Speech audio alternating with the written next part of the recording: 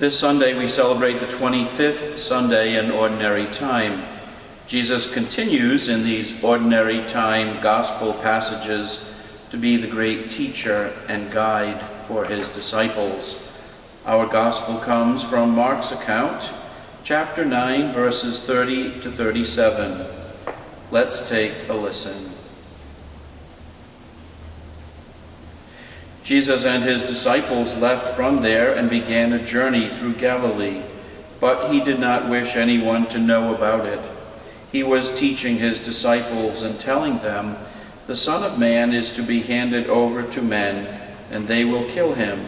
And 3 days after his death, the Son of Man will rise." But they did not understand the saying, and they were afraid to question him. They came to Capernaum, and once inside the house, he began to ask them, "What were you arguing about on the way?" But they remained silent. They had been discussing among themselves on the way who was the greatest. Then he sat down, called the 12, and said to them, "If anyone wishes to be first, he shall be the last of all and the servant of all." Taking a child, he placed it in their midst, and putting his arms around it, he said to them, "Whoever receives one child such as this in my name receives me, and whoever receives me receives not me, but the one who sent me." Jesus is the observant and always listening teacher. He asks his disciples, "What were you arguing about on the way?" We are then told that they were discussing who was the greatest. Jesus uses this opportunity to teach them that everyone who wishes to be first will be last and the servant of all. He then places a child in their midst and says that if anyone welcomes that child, they welcome him. The context is that in that culture, children did not have much value. We sometimes use the expression, "the last will be first and the first will be last." What does it mean to you? Throughout the Gospels, Jesus often uses these reversals. What you might expect to happen does not happen, and vice versa. How is it that the first will be last? The expression can be applied to a variety of situations.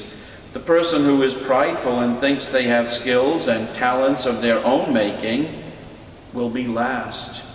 Those who are poor or powerless or looked down upon by the society, who might be considered the last, will in fact have a privileged place in the kingdom of God.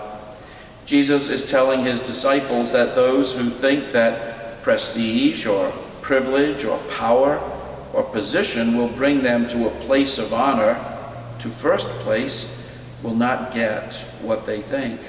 Rather, Jesus, who always favors the poor and lowly, will raise them up to the first place, the first position. Can you think of times in your life when, perhaps through pride, you thought you would have the first place, whatever that meant in that particular circumstance, only to discover that you were pushed down to the lowest place? How have you been humbled? Or how have you been raised up when you thought you were in last place?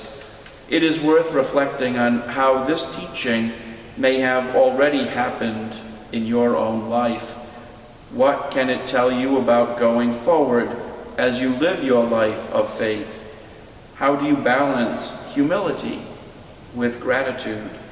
And how do you avoid becoming too prideful? Let the gospel fill your week. See you in church. For now, God bless.